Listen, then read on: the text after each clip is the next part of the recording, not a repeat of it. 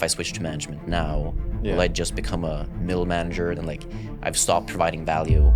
This is Simon. He grew from a new grad to a staff engineer at Meta in 3 years, earning the highest ratings twice. And RE stands for Redefines Expectations, which there's meets all, there's exceeds, there's greatly exceeding expectations, and then there's redefines. You didn't just exceed the expectations, you redefined them. He also had some stories to share about the secret bonuses that only the highest performers receive. Additional equity is when a director chooses to give you more RSUs, right? More stock options. Later, he struggled with his transition to management and eventually switched back.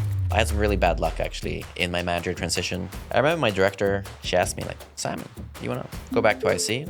And it hit me like, yes, I do. The absolute highest rating that almost no one gets, that you don't get promoted. Why is that? I actually believe that a lot of people are held back in their career because Here's the full episode. Okay, before we get into your promos to staff in 3 years, I kind of want to go over a little bit of the high level, like what was the thing you were working on, the space, was it all on one team? Can you tell me about that? my experience at Meta has been pretty unique because I actually stuck with the same team and the same manager for about 5.5 years. And at a company like Meta, there's usually a lot of reorganizations happening and you end up switching either teams or manager as a result. And it's true that our team ended up switching a lot in terms of like our responsibilities, but we're able to keep all the people and the manager together. So the scope changed. Scope changed a lot, but I can talk through it a little bit because it was always within the payment space. Ads payments, specifically improving that experience. It was like a payments growth team. So the primary metric we were looking at is just revenue, right? Which was great because it's very easy to prove impact there. We were doing a big migration in the ads payment space. So we kind of became a bit more of a ads payments infra team for a little bit to support the migration. People across the world use our apps very differently. For example, in Thailand, a lot of people purchase things on Messenger, right? They send bank slips back and forth to prove that the purchases happened. So that was a big focus for our team for a while as well. I see. So this is within monetization, went to like product infrastructure a little bit, and then maybe went back to product at some point. That's right. All the same manager throughout. Correct. Yeah. Sounds good. Let's talk about the promos. So 3 promos in 3 years, and this is including the promo block with COVID that we can talk about in a bit. You know, let's be super transparent about all the ratings and everything, if you're willing. The first promo from 3 to 4, that was in 1/2, and that was a GE rating, right? Correct. Yeah. It was a GE. I see. I mean, for that to happen, you basically needed to start immediately as an IC4 because you need at least 6 months of trailing performance before you can get promoted. How did you start as an IC4 on that team? I do think there are a couple important factors to it, right? One is I was a previous intern at Meta, which meant that I didn't have to go through the ramp up of learning the tools, right? And I often see that that is one of the biggest hurdles as people join a big company like Meta, where everything's custom. I'd kind of like already learned how to use Fabricator, the internal tasks tool, etc. So I probably shaved off at least 4 to 8 weeks of ramp up. And then the other thing is that I had spent some time before I joined Meta learning some of the technologies, right?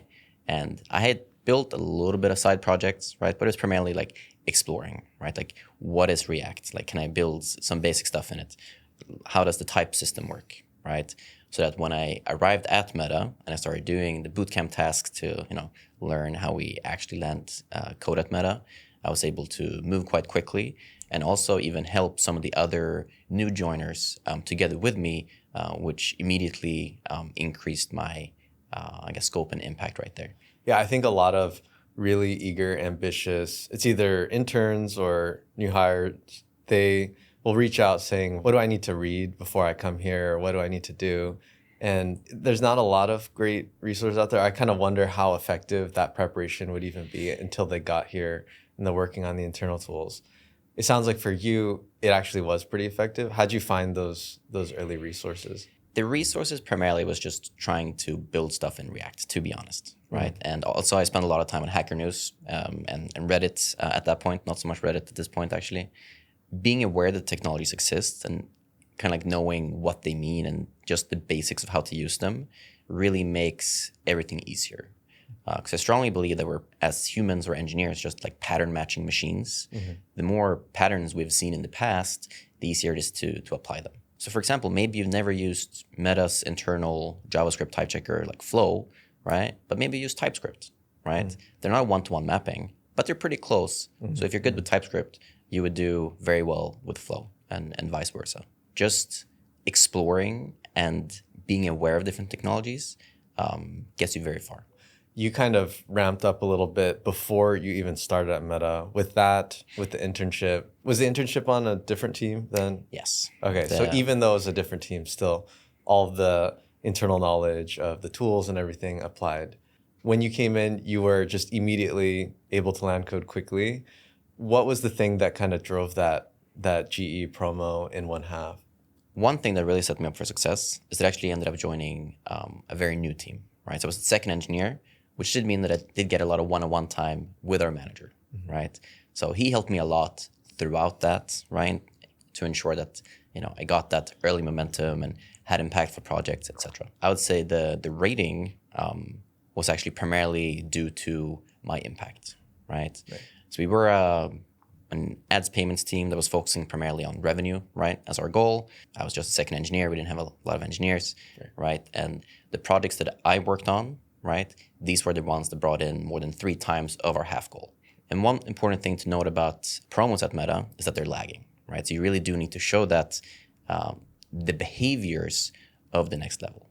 One big difference between IC3 and IC4 is taking ownership of kind of like the completion of a project rather than like smaller tasks.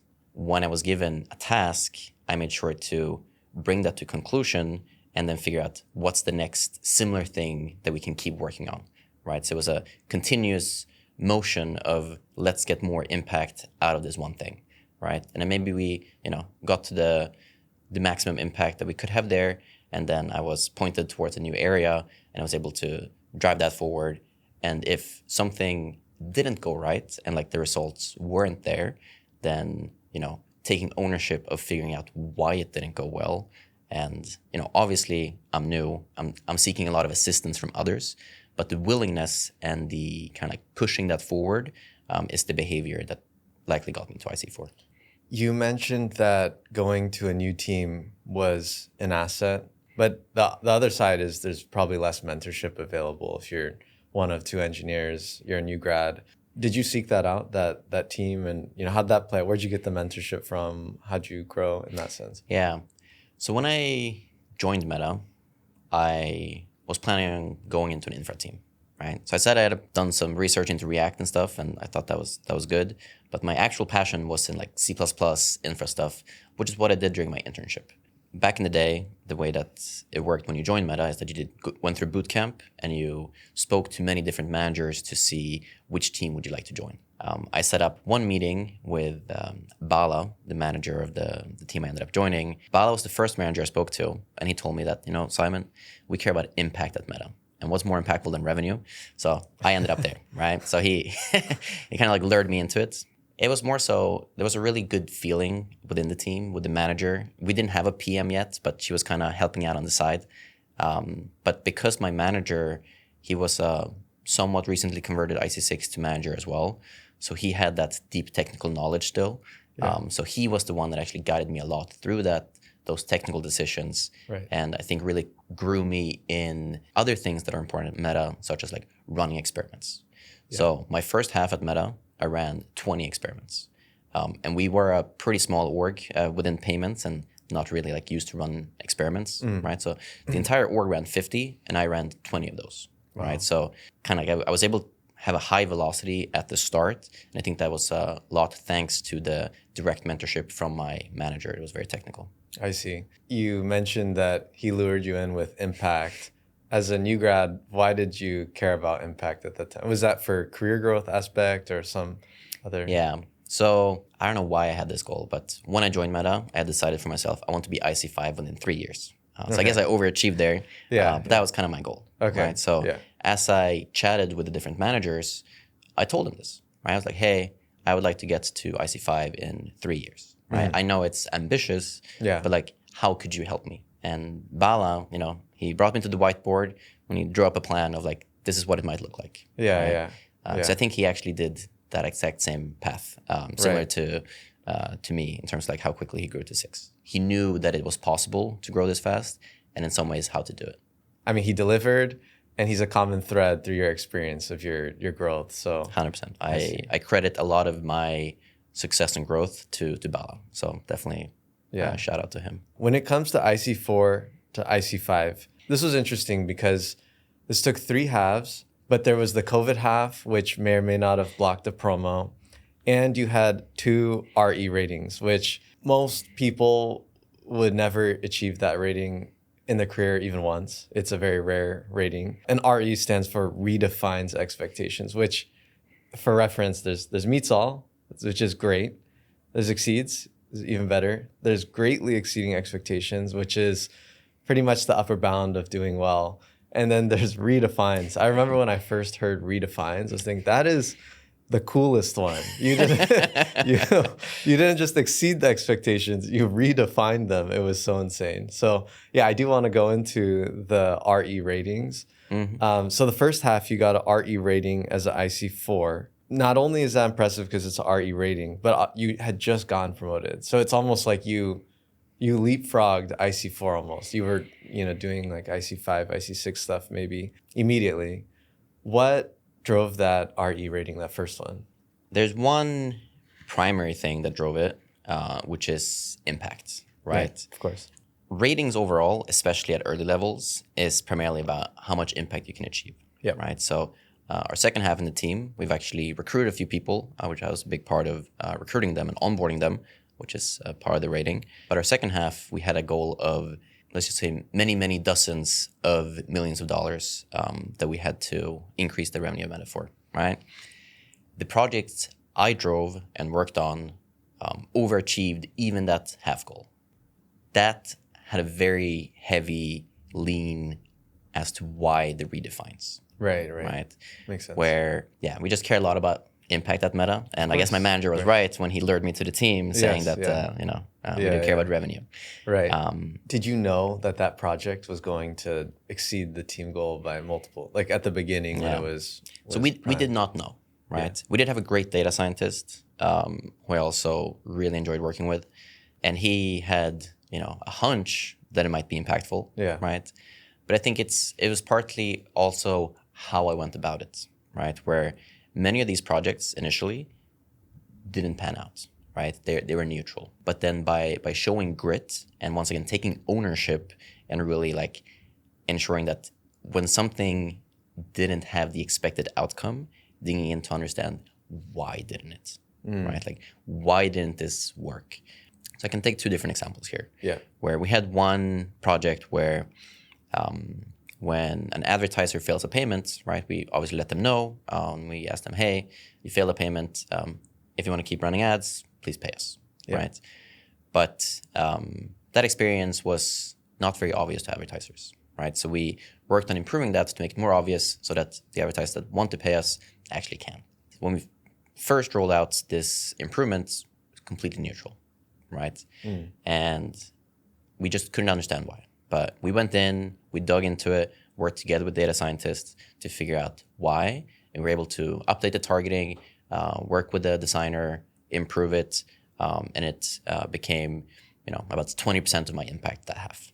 Same thing with another project together with this really great DS that we had. This was the majority of my impact that half. But we were running a script once a day to update some settings for advertisers, right? And for whatever reason, the experimentation logging just didn't work as expected. I made sure to fully understand why it didn't work.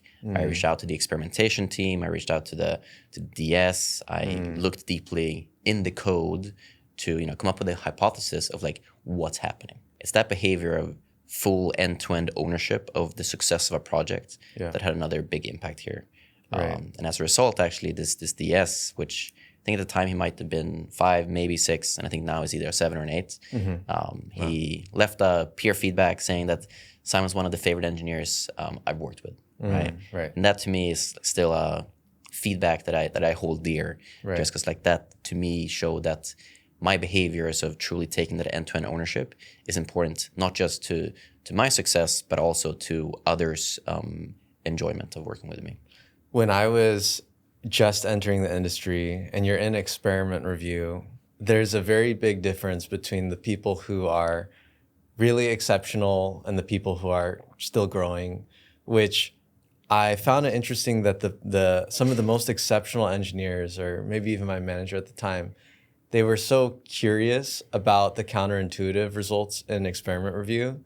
Whereas a lot of engineers who were just kind of like, oh, this is my feature, I'm just, bringing it because someone told me to bring it. It looks okay. They would stop there. But the really great ICs would continue to dig and say, why is this neutral? And at least have an explanation. I think, it's okay if, it's neutral because we expected it to be neutral. There was some, something here that's just not going to do the effect we want. But if there's some counterintuitive result and really digging deep and understanding, that's often where there's either an interesting learning for eng excellence, something where it's like, oh, this is a class of problems that's going to hurt the team, something like that. Or it's impact because there's a fix there, like in your case, and it leads to, really outsized wins. So that makes a lot of sense. We had recruited, I think, another 5 people at this point, right? So I think the team had grown from kind of like the 2-3 we were at the very start to 8, right? And I took a big part in the recruitment of these people, but then also the onboarding, right? And one challenge we had as a team is that now we actually had one Android and one iOS engineer. That's all we had. So, and within the payments org, we didn't really have that expertise either. I actually stretched myself and started reviewing code on all these other platforms, right? So I was reviewing code on Android, on iOS, on the main Meta backend, which is Hack, PHP, as well as JavaScript, right? So I was really stretching myself in the eng excellence and the people, and I got a lot of positive feedback in how I do diff reviews that they actually help people grow. Probably not much on the Android and iOS side, but specifically in like the JavaScript side, I ensure that as I leave diff review comments, I not only up-level the code base, but also the people. And it took me a few halves to like find the right balance there, where I got feedback that, hey, Simon, you're being a little overbearing in your diff reviews, right? But primarily, I got a lot of feedback that what Simon tells me in these diff reviews makes me a better engineer and like helps me contribute more to the team. Right. Makes sense. If I had asked you throughout that half, what rating do you think you're going to get? Would it have been aligned with what happened, or did you even think about that at all? Or ratings were just a byproduct of your work? To be honest, I had no idea what to expect. I was a pretty fresh, blue-eyed person from Sweden coming into Silicon Valley. Yeah. I didn't really know what RSUs were when I joined. I just looked at the salary and I was like, yeah, that looks good. I had no idea that like RSUs was going to become a major part of compensation. Right. For my first half, when I got my promo, right, my manager actually just told me, hey, meet me down in the lobby. I had no idea what to expect, right? Like we hadn't had our PSC chat yet, right? But we met in the lobby, we took an Uber to a restaurant, and it turns out that he actually has this routine of whenever one of his reports get a promo, he takes them out to dinner, right? So I sat there not knowing what to expect at all. Yeah. I guess at that point I started to suspect a little, right? But kind of come the second half for the RE, I really had no idea. Like I didn't know what the expectations were really. Yeah. Just that I knew I was doing well, but not how well. That's one thing I missed after COVID happened is there wasn't a lot of in-person stuff. Yeah. And I remember before that, my manager would come with like an envelope and like paper and be like, here you go. And when you got the RE, what was the reaction? I mean, I was definitely happy, right? Yeah. But the problem is that it came so early in the career, right? That it's like, it was hard to know that it was a difficult rating. Yeah, right? Yeah. Where like, I got in GE my first time plus a promo. Now I got an RE, no promo. It's like, it's hard to contextualize it when all I've seen thus far is just like a promo plus a GE. Right. Obviously, my manager told me that it's a hard one to achieve. Yeah. But I actually knew someone, I'm not sure if he got RE when he was an IC3 or an IC4 in like a sister team. So I was like, okay, maybe it's not so hard, right? REs are really special, actually. So So you mentioned no promo. How's that possible? You get the absolute highest rating that almost no one gets. You don't get promoted. Why is that? There's a difference between promo and ratings, and I think this becomes especially important actually in the 4 to 5, because I find that oftentimes in the 4 to 5, especially since we do have that time limit to it at Meta, where 5 is the terminal level that you need to reach within 33 months, is it? Something like that. Yeah. Where promos and ratings are correlated, but there's not a one-to-one mapping between them, right? Where ratings is more so about what you achieved, and promos are more so about how you achieved it. As a 4, right, the expectation is that you can drive your projects forward, right? That's kind of it. But as a 5, you need to take more ownership of other people. And I was starting to touch on that a little bit, right, in terms of like onboarding others, but I wasn't responsible for their success or the success of their projects. My behaviors didn't align with those of IC5 because I didn't take that larger responsibility and scope.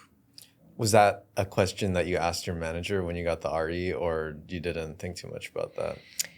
I think I was happy enough with the RE, to be honest. Where I would be too. Yeah. That's great. Promos are all about how you're getting it done, and that you're getting it done in a sustainable way that is expected of the next level. But if you chanced upon, or you just did a lot of IC4 work and it was very impactful, that may not necessarily get you closer to the promo.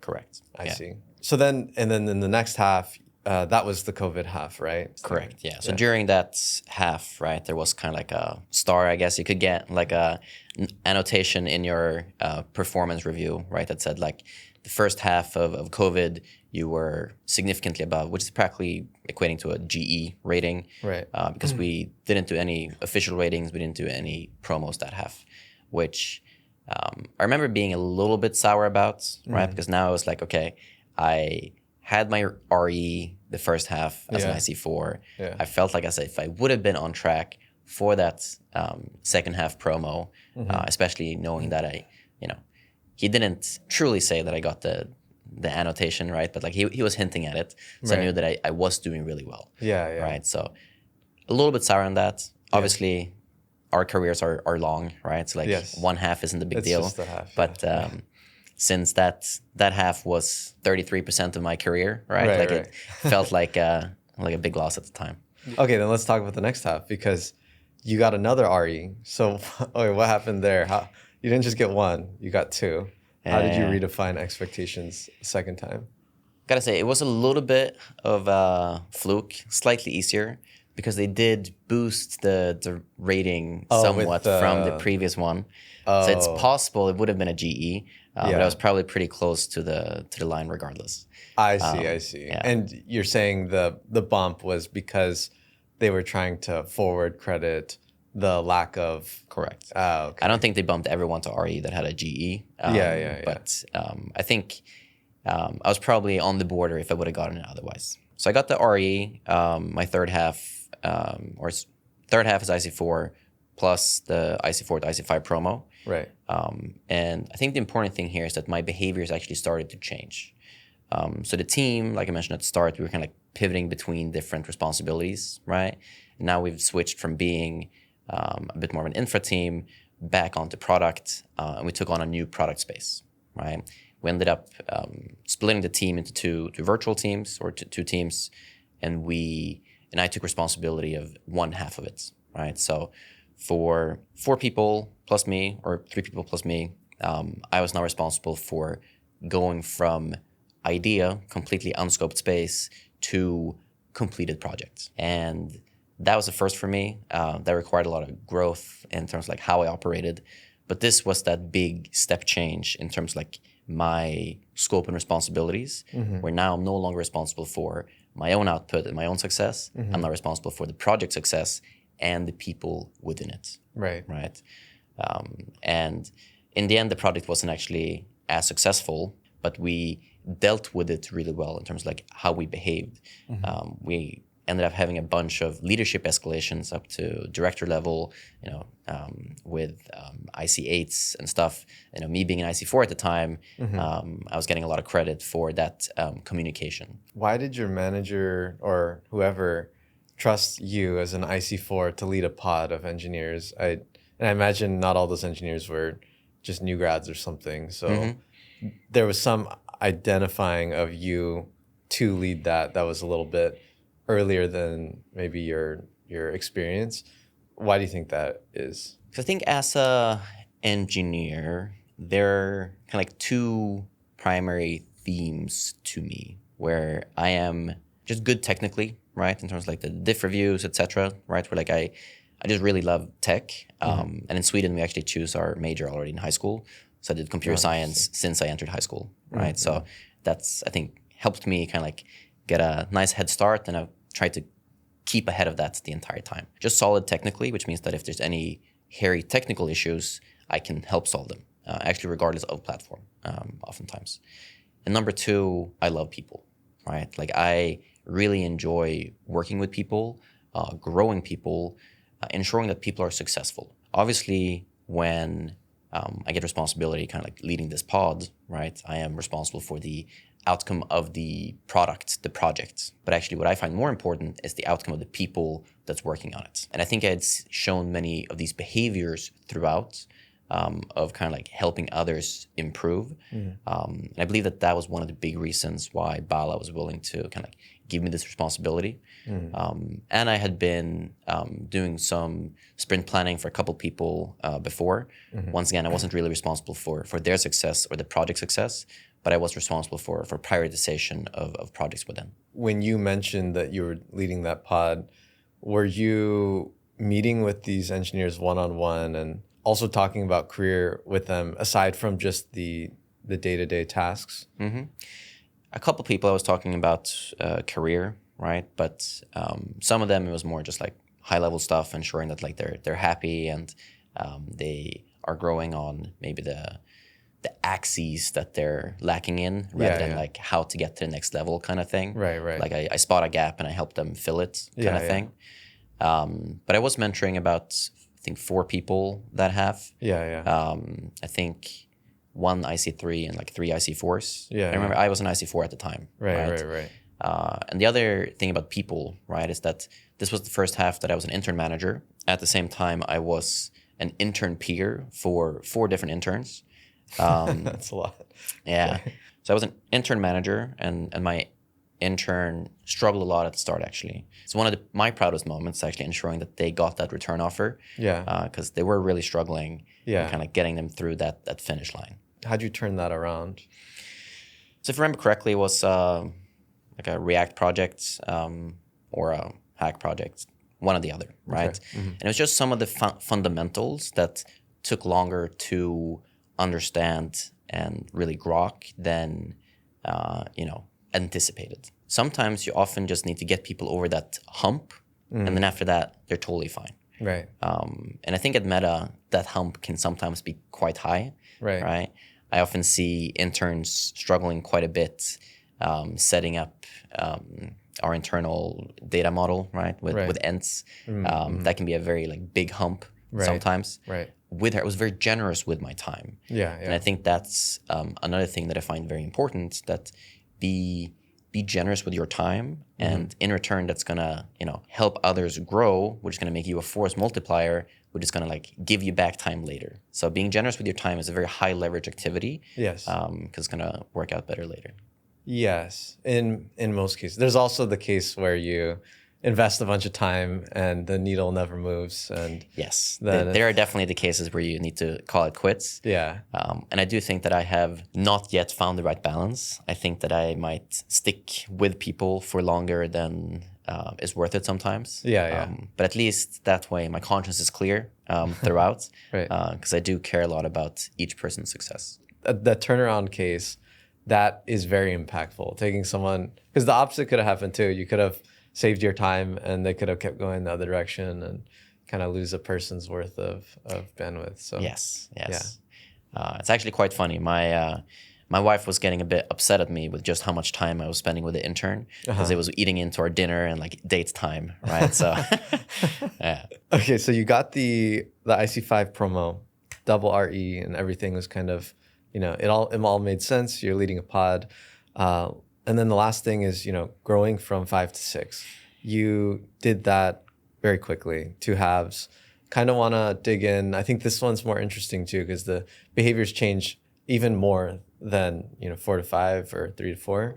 So yeah, maybe you can tell me the story about the promo from 5 to 6, and we kind of dig in. So it took me 2 halves. And if we look at just like some of the behavior issues that I had, kind of like as I got promoted to 5, and kind of like looking forward as like what was missing for 6, right? So that like Right. while I was responsible for others, I had like fully grokked that, right? I wasn't very good at like holding them accountable in return, right? To ensure that like things are on track, and like I wasn't very good at just like tracking things, knowing where things were, etc. Right? So I was still operating a lot on like a trust model and just like hoping that everything works out. So that was a big gap in general. So kind of like as I went from 5 to 6 in my 2 halves, Yeah. from 4 to 5, I started leading 1 pod. My first half as a 5, I started leading 2 pods. And given more responsibility, I'm now leading 2 pods with 7 people in total. So the scope is increasing for me as a result, which means that I need to learn how to scale myself, which is another important skill set to learn as you're growing from being responsible for a small amount of people to a larger amount of people. Maybe as we're doing sprint planning now, previously I did it.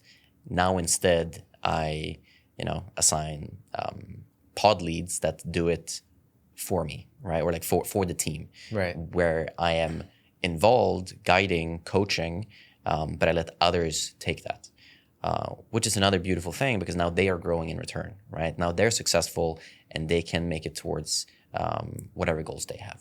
I think my first half as an IC5, where I'm starting to unlock the how to scale myself, whether it be sprint planning, whether it be recruiting onto the team, right? Where we were still meeting with a lot of boot campers to keep growing the team. It was a different time at Meta for sure, and I can no longer do all of this by myself, right? Where I get a people within the team. It's like, hey, we need to coach more people. So I coach them in like how we do outreach, how we track the progress of each candidate, and then I might still do the hardest thing, which might be like that first sell call, right? Like really get them hooked, right? But then I have the others kind of like take responsibility of the candidate moving forward, right? So unlocking that skill was a very kind of like step change for me. Right.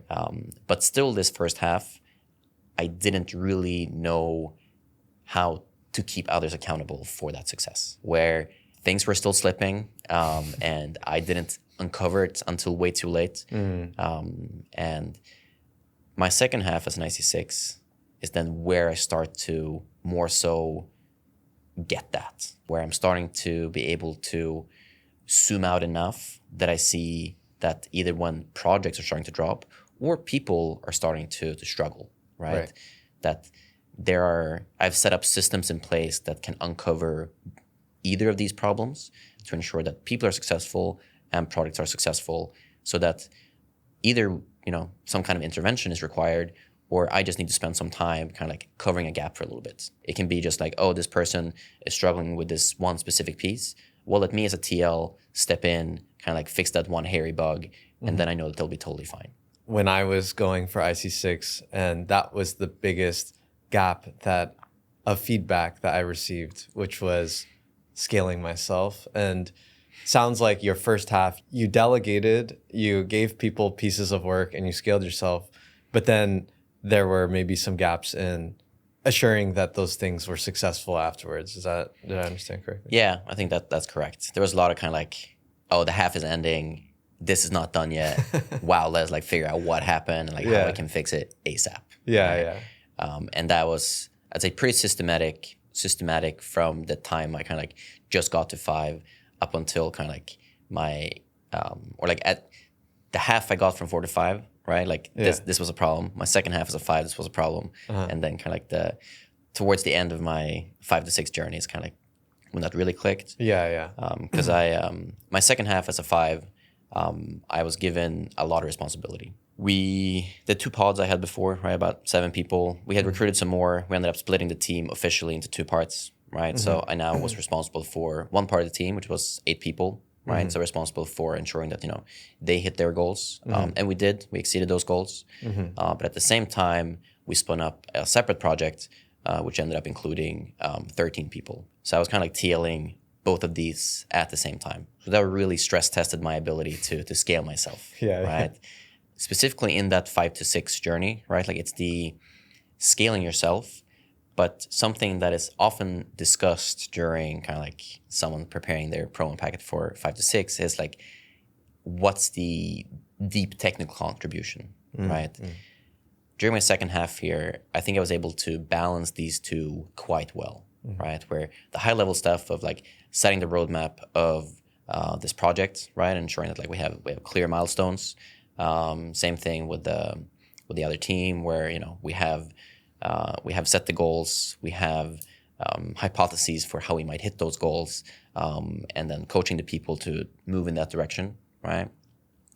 At the same time, you need to show that you are a skilled engineer, right? And I did this through a couple different ways. One was continued diff reviews. Throughout my career, I've always valued diff reviews, specifically high quality diff reviews.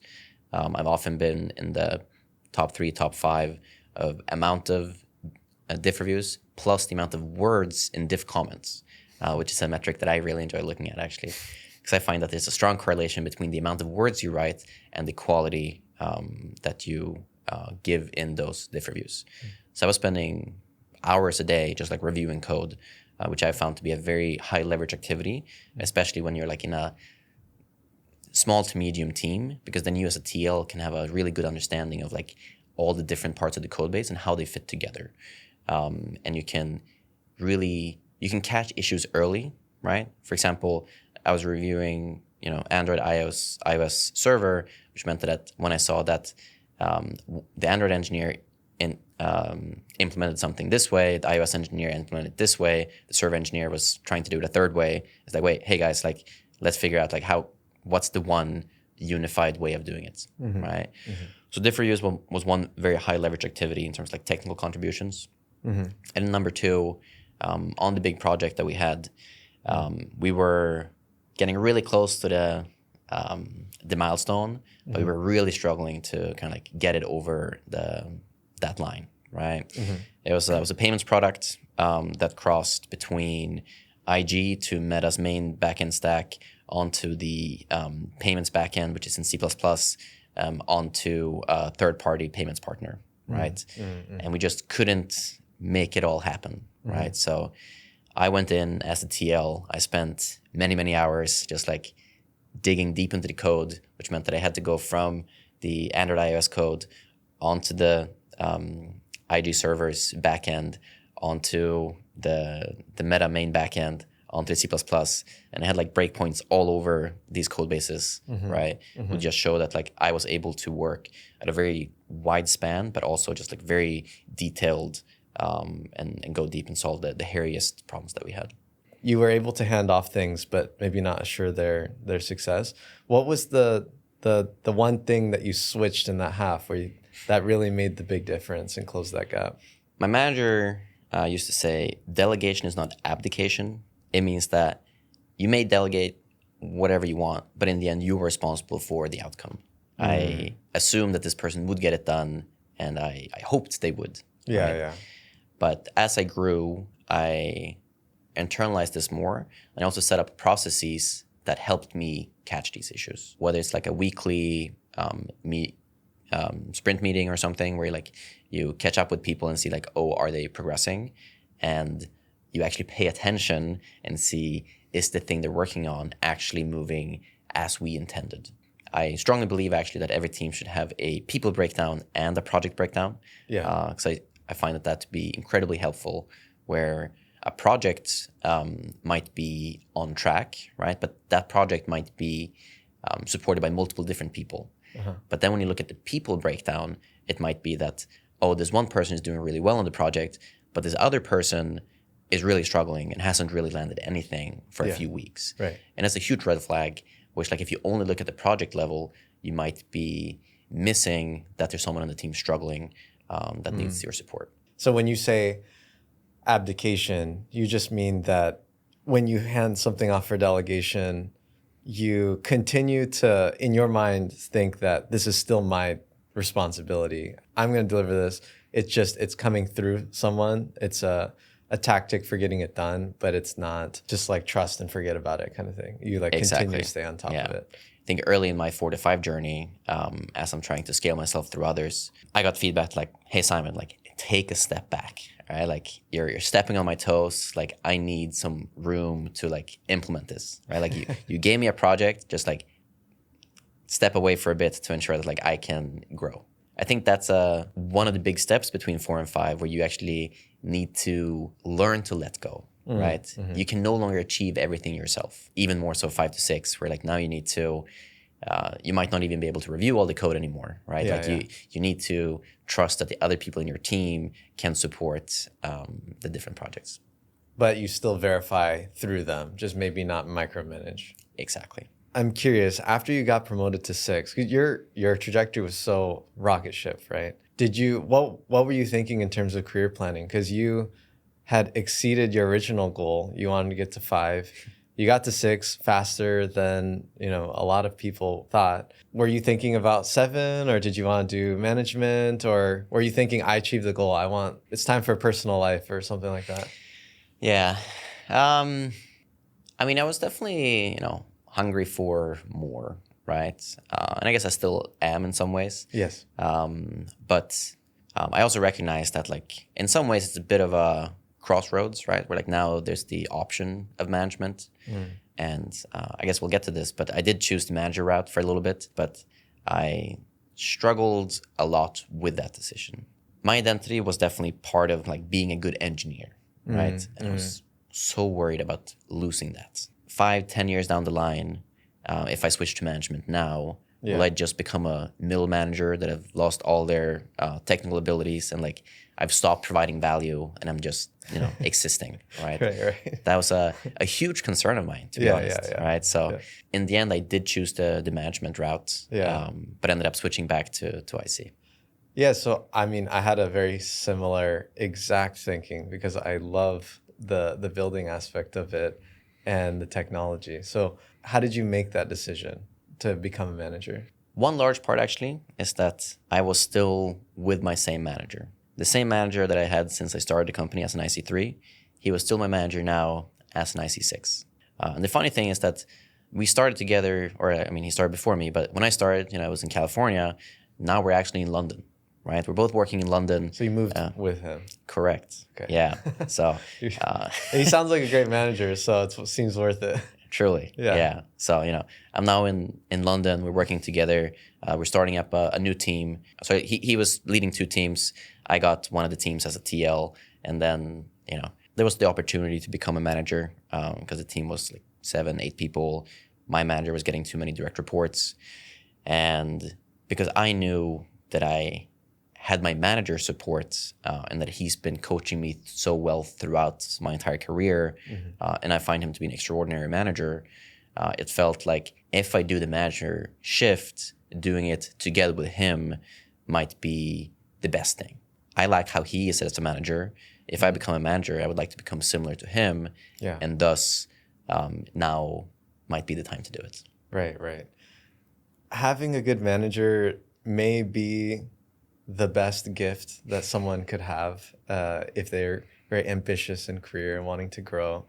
And we're very lucky and fortunate to have such a wonderful manager. What are the things that made him special as a manager? He cared, right? He cared about people. He cared about projects, about impact. He knew the company, right? By now he's been here 10 years, a bit more. So when I joined, he had probably been at the company like 4-ish years. So he knew the process, he knew everything, right? And he himself had such a rocket ship trajectory within the company that he, I think, really understood what I wanted to achieve. I think the other thing that really made him stand out as an engineering manager is that he was probably more of a product person, really, which is funny because he actually just a few months back switched to a PM within Meta, right? So he was really able to set the roadmap of the team at a really great level of detail, upwards communication, downwards communication, which then let the engineers in the team, once we were ready to, I guess, as he had coached us, to really run with it, right, on the engineering front. And then he kept coaching us on the product management and like data and growth front to ensure that like we can become engineers that are, valuable to the company. And one more skill that he does very well is communication, right? And it's something that he coached us really well in, because I do believe that to be successful at a large company as Meta, communication is key. Written communication especially is incredibly high leverage. I mean, we have our internal forum, workplace at Meta. If you post a post, thousands of people can see it. If you write effectively so that people actually get the message from what you're trying to say, it makes such a huge difference. I actually believe that a lot of people are held back in their career because they might be doing amazing things, but they can't communicate just how good that is. Of course, sometimes it's like in meetings, if people are struggling to communicate clearly in spoken word. But I believe that the biggest hindrance for people might be written communication, where when they write a post to communicate that I achieved this project, this is why it's important, they might just say, I did this, right? Right. But why? What was the learning? Like, what did Meta or the team or the org gain from this? Right. And I think that's one big gap that people have. I agree 100%. And written versus spoken, I agree. Written is definitely higher leverage because the largest audience the average engineer is speaking to is maybe dozens of people at most. But in written language, it can be read by, at least 100 very simply. And, over time too, it's referenced again later. People look back on it. It's used for future decisions. And, I agree 100%. What is it that makes an effective update or piece of writing about your project? Like, what makes it effective? Consider that the person that will read it will spend 5-10 seconds most. Make it incredibly parsable at a glance. Yes. Right? Yes. The TLDR, right? Yeah. Make sure it's truly a TLDR. Yeah. If possible, include numbers, right? Yes, people understand numbers much better than, written words. Truly, that's like the most important thing. And that should be, so in workplace, we kind of fold the posts together, right, when they're too long. So ensure that TLDR is truly above the fold so that it's right there. Oh, you're talking about the see more. Exactly. Okay. Yeah. So whatever that first thing is that they see really gets across a strong message. Exactly. I see. And then also make sure that when you write the post, consider the audience, or try to write the post in different sections, target different audiences.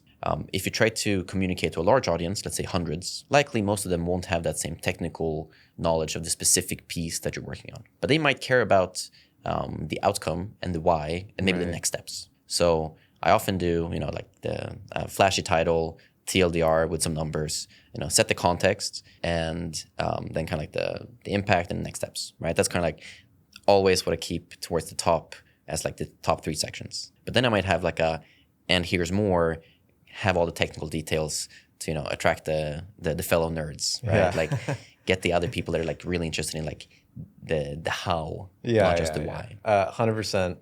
I think that's the biggest communication mistake that software engineers make is they've been deep in the weeds of the project details, and then I read a post and it's full of all this stuff of, I went into this system and then I found this line of code, and then, it turns out that this didn't execute and there's an exception, and all of that. I mean, that only matters to maybe your 1 or 2 collaborators that knows all those details. And that happens in meetings as well. Someone's giving an update and it's just all this stuff that, I mean, it matters, but just not to the people that are listening. What's the high level? Is it on track or not? What was the number movement? Why should they care in 2 lines? That's the most important fix, I feel. You said you were worried about losing the technical. After having tried management, what did you learn? Was it actually a concern that you lose the technical aspects? So I was only a manager for about a little bit less than a year, right? So Right. I didn't have the time to measure if I would truly lose my technical ability. Right. And to be honest, it was one of the feedback I got from the people I was managing. It's like, Simon, step away from the technical. So I think I was struggling a little bit in the IC to manager transition, in that I still wanted to do some technical work. This was a bit of a struggle for me, partially because at the company, they were trying at the time to encourage managers to do a bit more technical work. But also, if you've been the TL, you're now the manager, you see a gap and you're like, ooh, like I really want to fill that gap. I was really struggling there, to be honest. I got feedback on it. I don't think I fully, truly corrected in the end. Yeah. Before I ended up switching.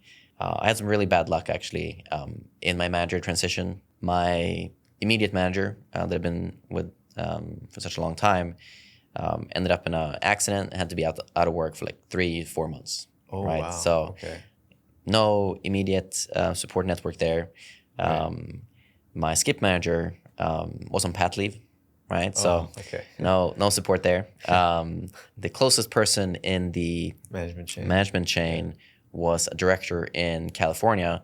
And remember, we were in London, so time zones were hard. Oh, God. Okay. And this director had come back from long-term sick leave as well, so weren't like fully up to date on all that had happened. Yeah. So that was tough, right? I was given this, or I moved into this role, and pretty immediately after lost a lot of my strong support network. I also had 2 people that wanted to grow from 5 to 6. Yeah. And I think I overpromised, right? I was like, maybe we can make this happen.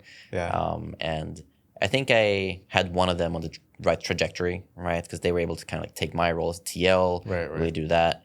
But then for the other person, it was hard to really slot that in to like get 2 people from 5 to 6 at the same time in the same team of like 8 people. Right. Is a really tough thing to do. I think I overpromised there a little bit, which is definitely a learning if I ever transition to management again. And for reasons, we also had to leave London and Chaotic, ridiculous. Exactly. So with all that, there was just too much going on, a lot of just like heartache in leaving London and supporting the team at the same time. So I got burned out a little bit as a manager and just decided to move back into IC, which I've been very happy with since. I mean, you could have also found another manager role or without all that chaos. What was the thing that made you want to go back to IC specifically? Yeah. I remember my director, she asked me like, Simon, you want to go back to IC? And it hit me like, yes, I do. I think it was more of a gut feel, to be honest. Yeah. Just like, all right, I tried it, incredibly poor timing. Let me just like take a break from it for a bit, go back to what I know, just like get back into the previous groove. Right. And, I'm totally open to management. Not yet, though. I think I want another 3 to 5 years. I actually think that IC6 is a great level at Meta. Right. Specifically when it comes to like compared to management, right? Where because the type of engineer I am is that I enjoy growing others, right? So now I actually get to spend my time doing eng work, spend a lot of time like mentoring and coaching others. And that like mentoring and coaching becomes a bit more of a bonus, right? In terms of like my performance evaluation. Right. Compared to if I'm a manager, that becomes now like the main thing I'm evaluated on.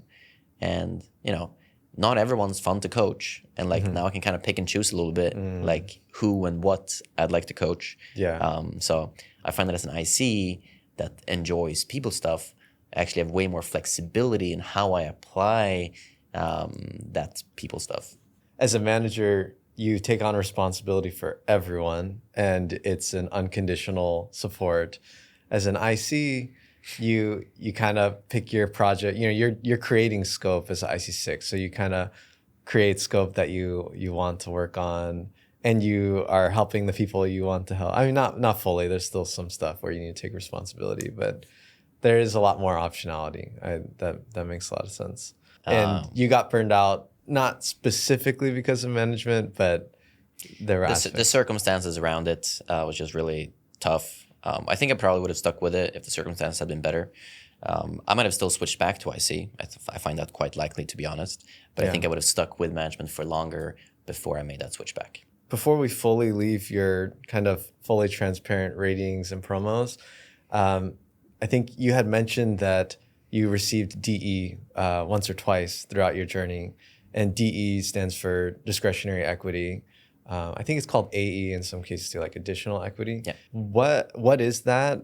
How does it work? Maybe you could tell us about your experience. Yeah. Additional equity is when a director chooses to give you more RSUs, right? More stock options. This happened twice in my career.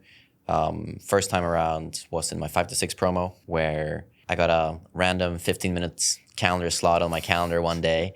I with a director, I show up. He's there and he's like, Simon, do you know why we have this meeting? I'm like, I have no idea. He's like, oh, no. And he told me, like, hey, yeah, like we decided to give you discretionary equity, which, I had heard about because I'd been in the company for like 3 years now. But once again, I was pretty like naive and new, and like I didn't really know what to expect. Right? Because sometimes you go into kind of like the internal compensation group where like people post about their success, and it's a huge selection bias about who posts in there. Right. It's usually the people that get great ratings, that get AE. So obviously I'd seen a bunch of those posts. I was like, okay, like, all right, great, that happens, right? Like I was incredibly humbled, right, and like it felt really good. But I didn't really understand it really. But I guess I got in great ratings throughout. And since I started as an IC3, I assumed that maybe they were worried about some attrition, given that my stock options when I started were probably quite a bit lower compared to what it would be for an IC6. I see. Right?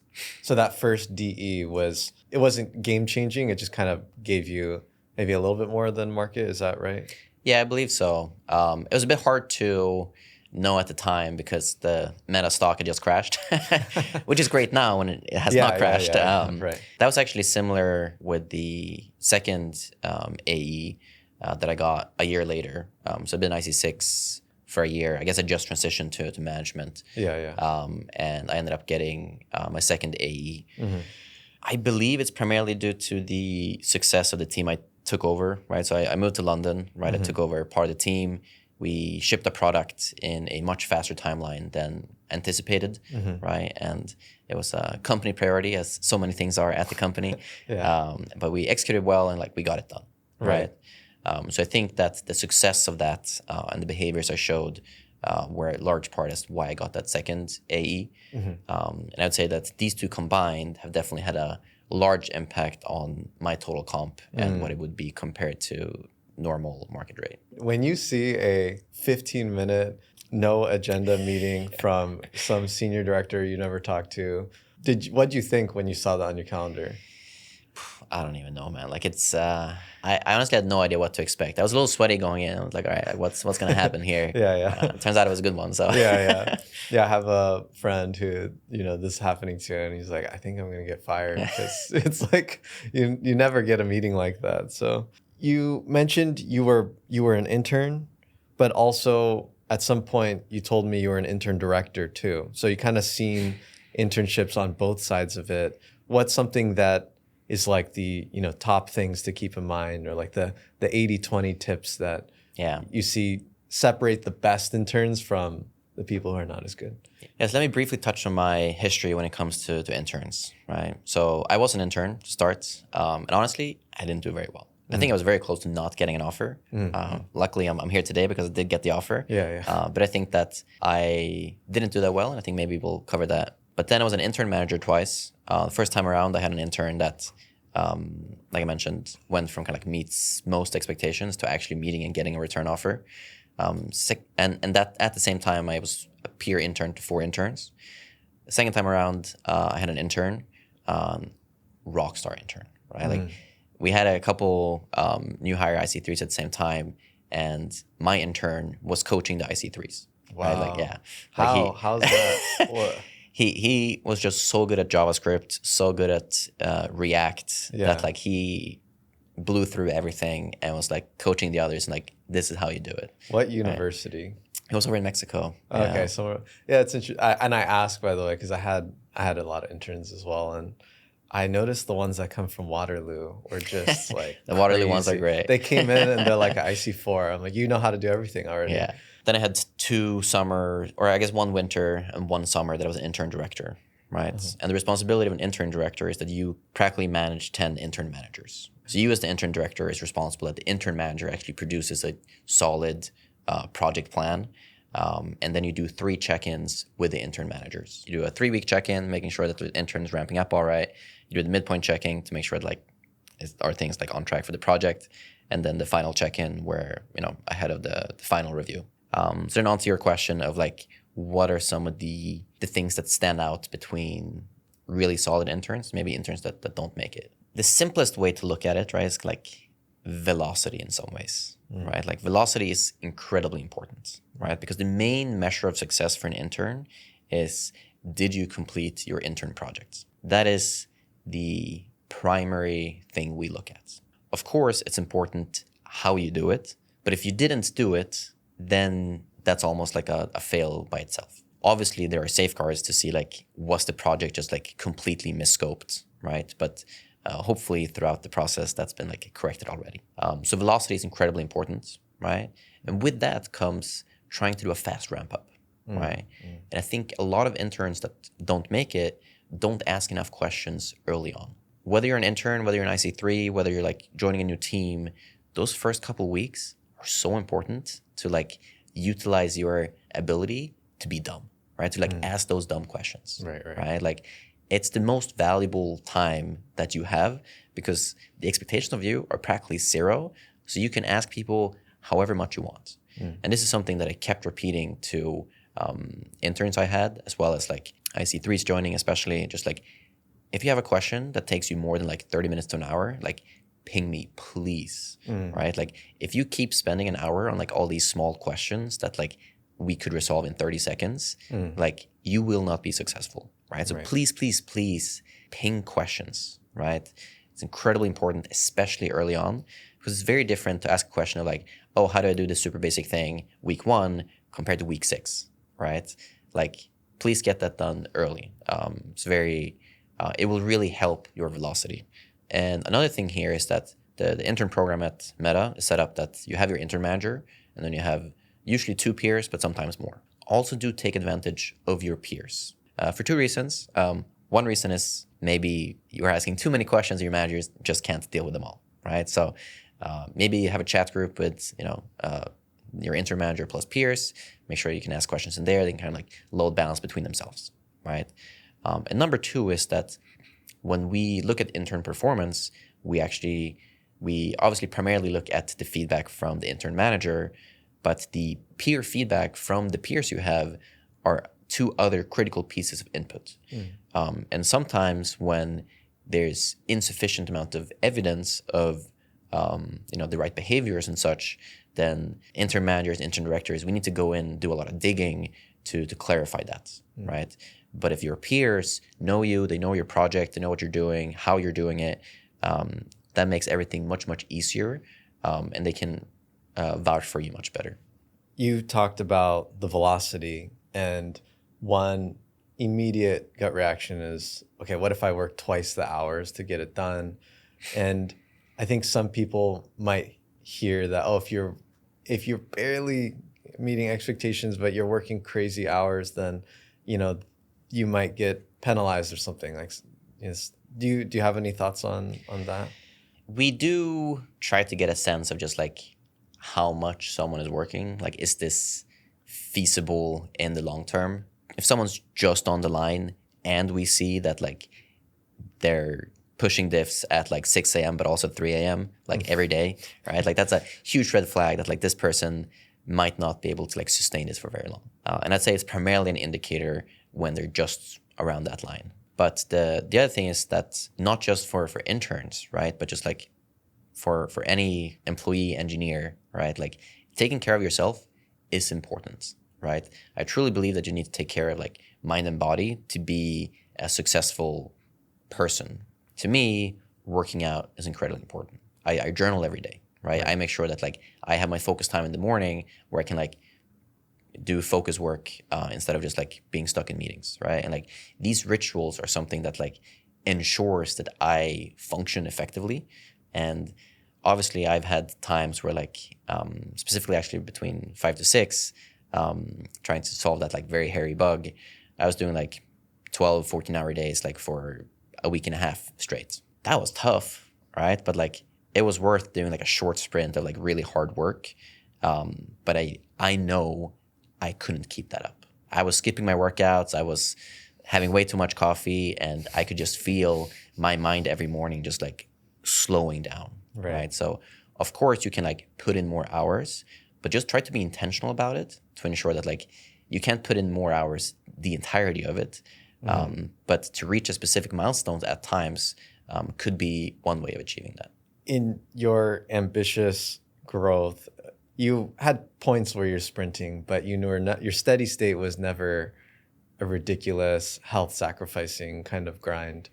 What is that peak steady state that you've learned you can maintain, like maybe in hours per week? I probably average like 50 hours a week ish. Like I'm a morning person, so I wake up, I have my coffee, walk the dog, work out, and then I maybe start work, and then some days maybe that's like 7:30, 8 o'clock, and maybe I end up working till like 6 p.m. because I need to have meetings with like California, right? Right.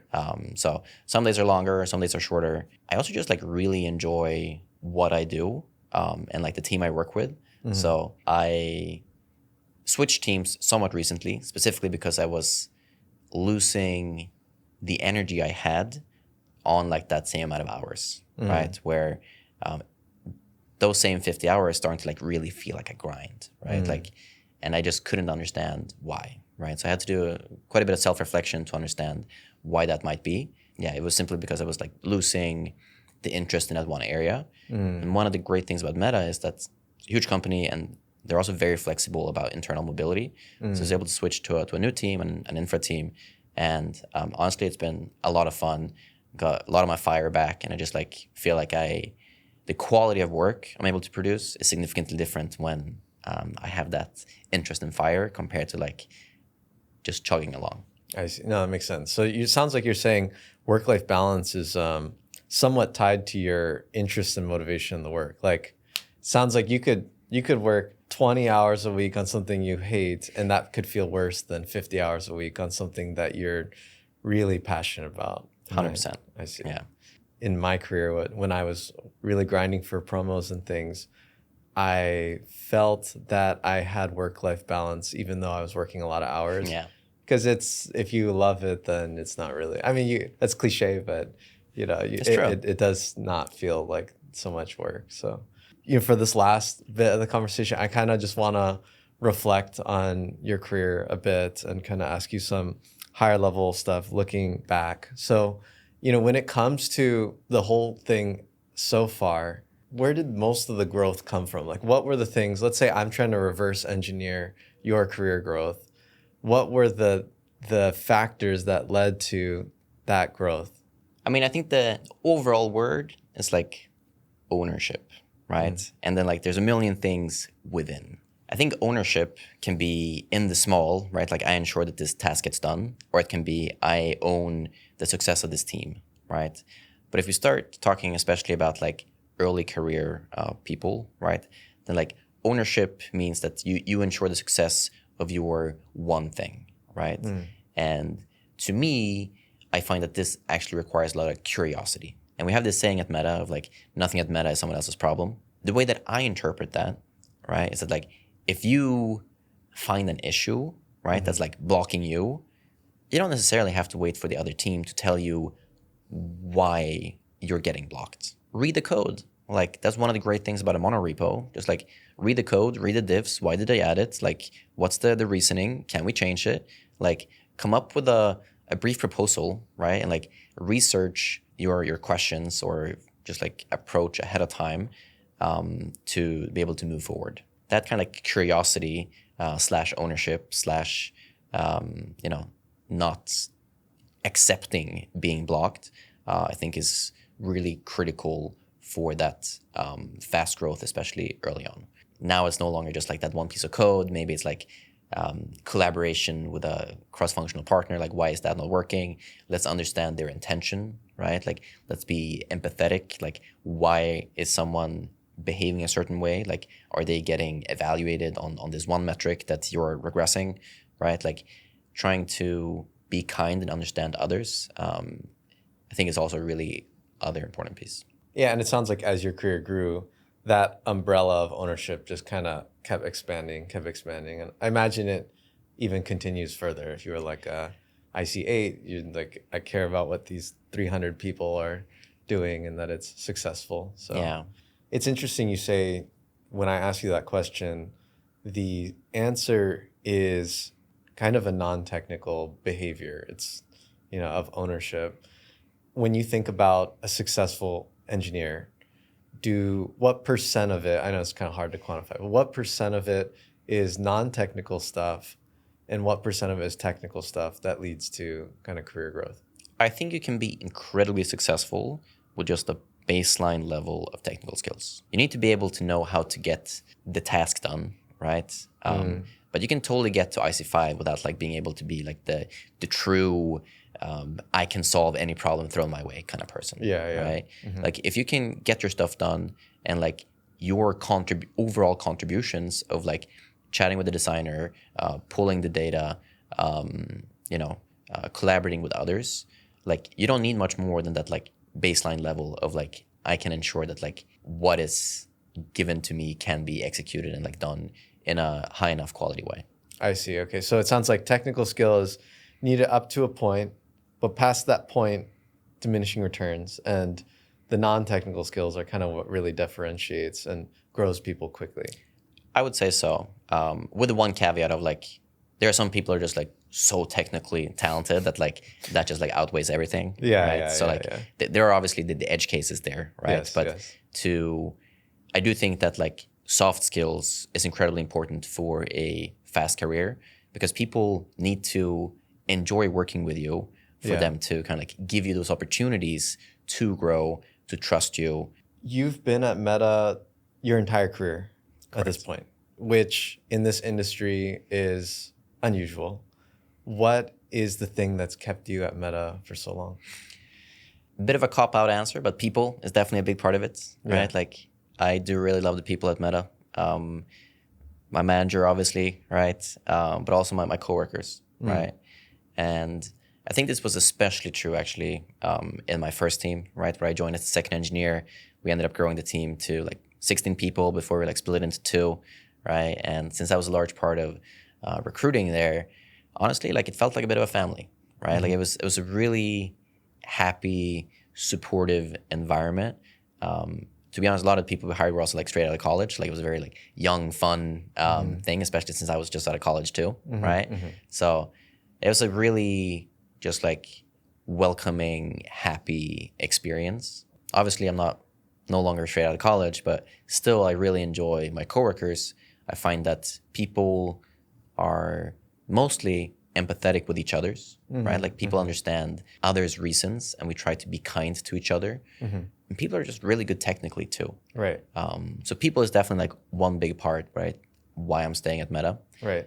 Number 2 is that I find that the flexibility of Meta is also quite incredible, right? In terms of like internal mobility. I've been working in California.